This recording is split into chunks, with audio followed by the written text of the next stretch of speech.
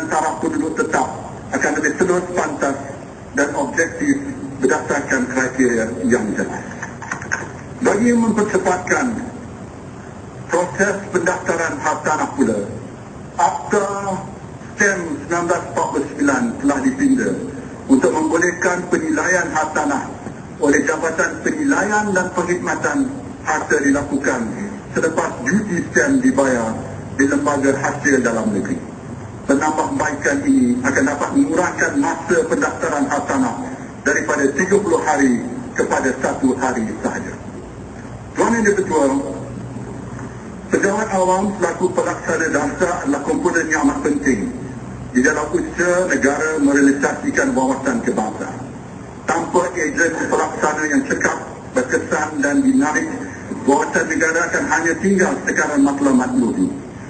Sehubungan itu, dalam usaha berterusan menyediakan kerangka penilaian yang lebih bertanggungjawab, relevan dan menyeluruh, serta mengambil kira maklum balas para penjawat awam, sukacita saya menyatakan bahawa kerajaan bersetuju untuk memansuhkan sistem penilaian tahap kecekapan atau PTK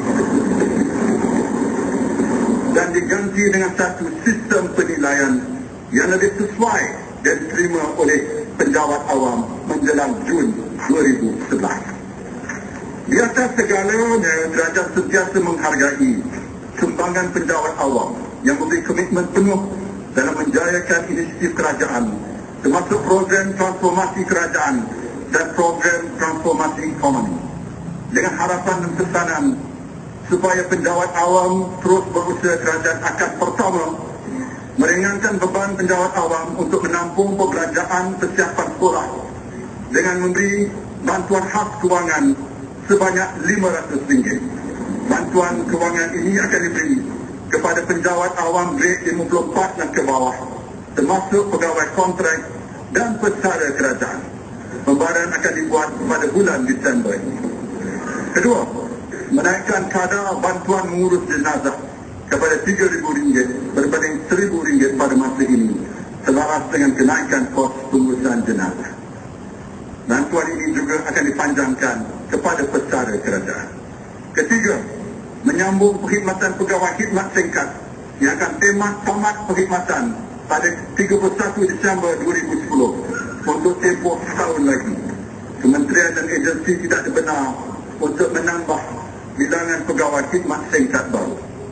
Tambahan dari itu, bagi memudahkan penjawat awam memiliki rumah serta memperbaiki lagi syarat-syarat untuk membuat pinjaman perumahan, kerajaan akan pertama membenarkan pembelian hak tanah daripada ibu bapa ke anak dan adik-beradik.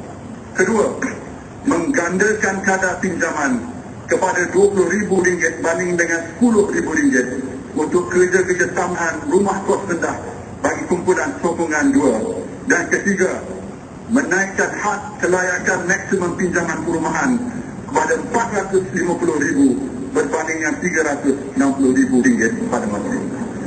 Kesemua langkah penambahbaikan pinjaman perumahan berkuat kuasa mulai 1 Januari 2011. Tuan Yang Ketua, kerajaan komited untuk mempercepatkan proses transformasi, untuk melaksanakan projek dan program di bawah rancangan Misi 10 NKRA dan NKA dilaksanakan dengan jaya.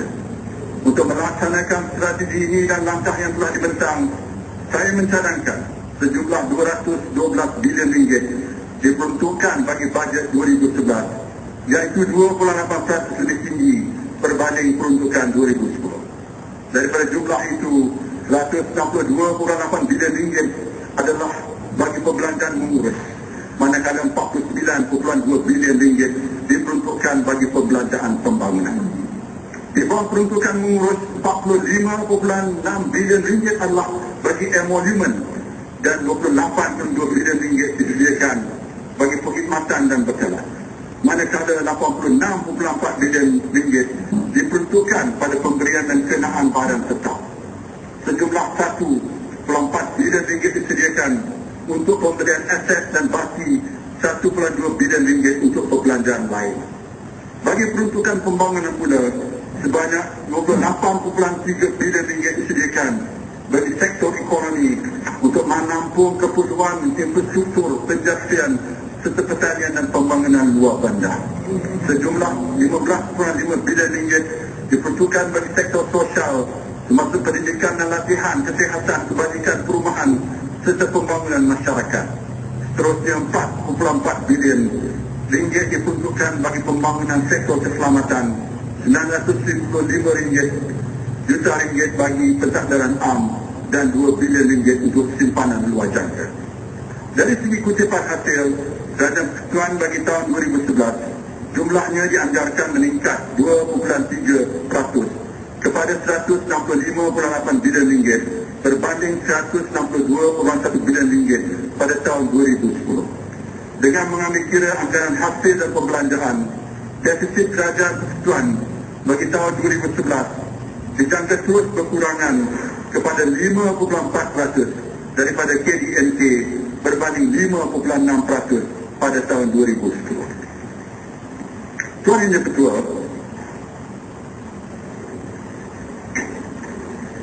apa yang telah dirangka dan akan dilaksanakan ini merupakan visi bagi memenuhi aspirasi dan impian rakyat.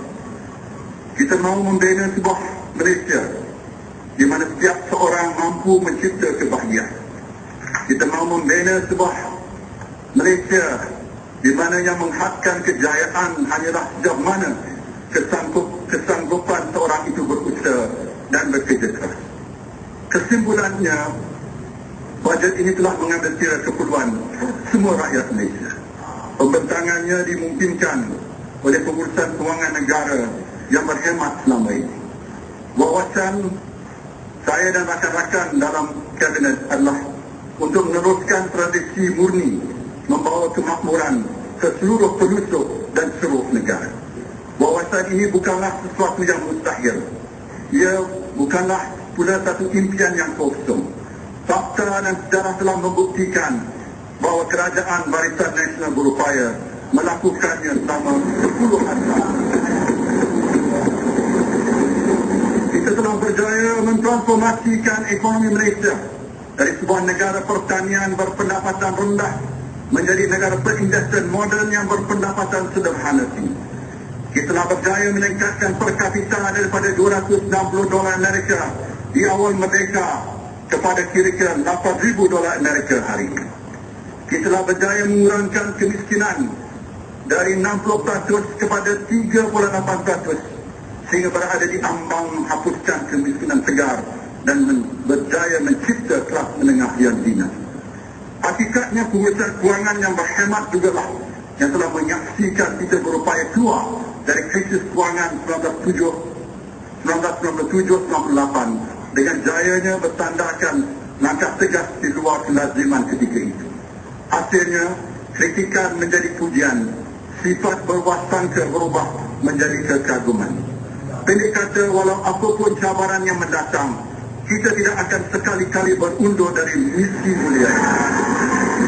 Atas keyakinan bahawa kebenaran berpihak pada kita dengan rekod prestasi yang cemerlang. Kita bukannya saudagar mimpi yang memperdagang dongengan. Kita adalah parti pembina harapan yang berpijak di bumi nyata. Kita, apa yang kita capai bukanlah secara tidak sengaja ibarat bulan jatuh ke riba, tetapi ia hasil dari perencanaan yang jelas, ketegasan pelaksanaan, perancangan yang rapi serta pengorbanan yang tinggi. Percayalah bahawa kerajaan tidak akan mengambil jalan mudah dengan menggadaikan kepentingan negara jangka panjang demi populariti jangka pendek. Yakinlah bahawa kita tidak mahu mewariskan negara yang bermasalah kepada generasi akan datang. Lantaran itu, rakyat perlu insaf bahawa masa depan mereka dan anak-anak adalah terlalu bernilai dan mahal harganya untuk diserahkan pada pihak yang tidak bertanggungjawab. Sesungguhnya, bajet ini merupakan bajet ke-53 pasca merdeka yang telah dibentangkan oleh kerajaan dari parti yang sama melalui 53 bajet, 10 rancangan Malaysia, 3 rangka rancangan jangka panjang dan 1 misi nasional. Bajet 2011 menjadi singkisan penting dalam menempatkan Malaysia di ambang status negara maju berpendapatan. Ingatlah, Malaysia adalah tanah tumpah darah kita. Di sini kita dilahirkan. Di sini kita membesar. Di sini kita mencari rezeki. Di sini kita mencipta kejayaan. Dan di sinilah dengan takdir Tuhan kita akan bersemadi. Kepadamu ya Allah dipanjatkan doa dan dipohon kekuatan. Mudah-mudahan segala usaha hamba-hambamu ini beroleh keberkatan. Amin. Tuan Yang Bertuah, saya mohon mencatat.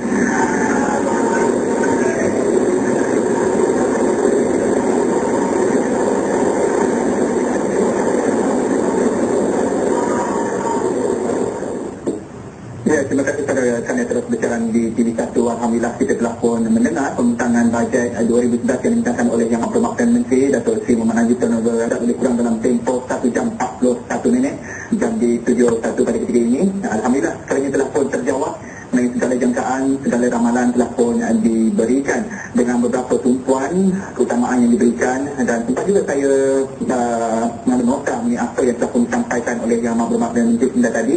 Secara keseluruhan tema bajet 2011 yang dibawakan bertemakan transformasi ke arah negara maju berpendapatan tinggi dengan tumpuan 4 strategi utama, iaitu strategi yang pertama mendaya kembali pelaburan swasta, strategi yang kedua membangunkan modal insan, strategi ketiga mensejahterakan hidup rakyat, strategi keempat memantapkan penyampaian perkhidmatan awam. Dan bajet secara keseluruhan untuk bajet 2011 meningkat 2.8% berbanding bajet 2010, di mana bajet 2011 berjumlah 212 bilion ringgit dengan jumlah 162.8 bilion ringgit untuk perbelanjaan murah dan 49.2 untuk perbelanjaan pembangunan.